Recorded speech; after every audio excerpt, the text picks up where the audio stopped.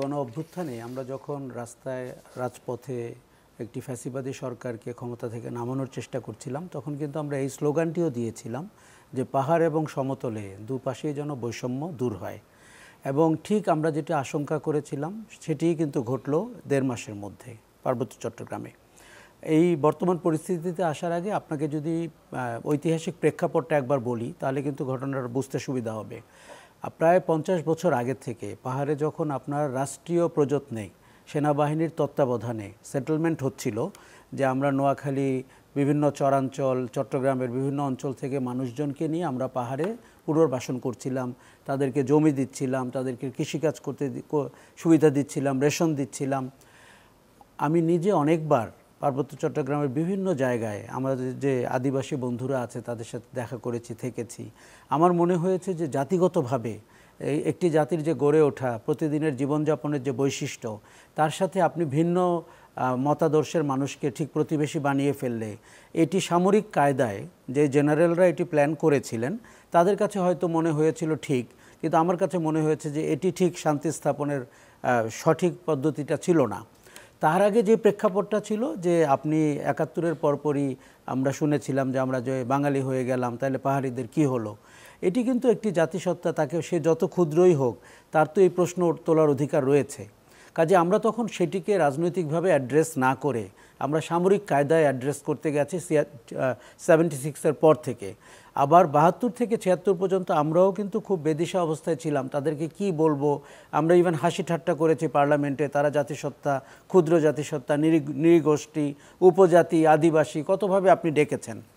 আমার ধারণা যে বাংলাদেশ রাষ্ট্রীয় পলিসিতে ব্যর্থ হয়েছে এই ৩টি পার্বত্য জেলাকে কন্টেইন করতে, যে তাদের স্বকীয়তা ধরে রেখে আপনি কিভাবে এগোতে পারেন।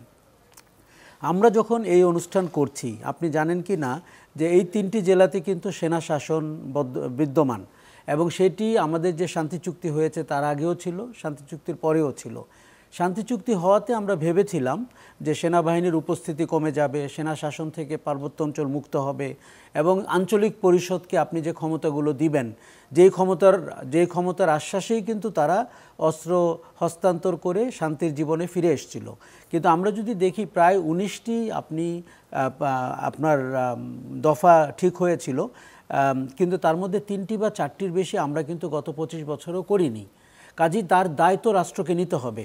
দেখুন, সেনা শাসন কথাটা বললেন, সেনাবাহিনীর উপস্থিতি এবং সেনা শাসন, এই দুয়ের মধ্যে তফাৎটা কি? আমি এই দুয়ের মধ্যে ব্যাপক তফাৎ দেখছি, এবং ভালো যে আপনি প্রশ্নটি করেছেন। সেনাবাহিনীর উপস্থিতি কিন্তু আমরা হরহামেশাই দেখি, এমনকি ঢাকা শহরেও এখনও রয়েছে, হয়তো আরও ৫০ দিন আগেও ছিল। কিন্তু সেনা শাসন হচ্ছে কাঠামোগতভাবে সেনাবাহিনীকে আপনি শাসন করতে দিয়েছেন বেসামরিক প্রশাসনের উপরে, এবং সেনাবাহিনী ঠিক করবে কোনটি স্পর্শকাতর, কোন আচরণটি করা যাবে, কোন জাতিগোষ্ঠীকে কিভাবে দূর করতে হবে। টু দ্যাট এক্সটেন্ট সেনাবাহিনী, আপনি জানেন ডিজিএফআই কী করে কাজ করে, সেনাবাহিনী কী করে কাজ করে, বিভিন্ন দল উপদল তৈরি করে, তাদের মধ্যে কোন দল ছড়ায়। আমি আপনাকে পরিষ্কার করে কয়েকটা কথা বলি। সেনাবাহিনীর কোনো সদস্য বা জেনারেল, তাদের একটা পরিকল্পনা ছিল, হয়তো এখনও আছে, যে পাহাড়ে তাদের শাসন অব্যাহত রাখতে হবে। তাদেরকে গুরুত্বপূর্ণ প্রতিষ্ঠান হিসাবে রাষ্ট্রের কাউন্ট করতে হলে পার্বত্য চট্টগ্রামে তাদের উপস্থিতি জরুরি।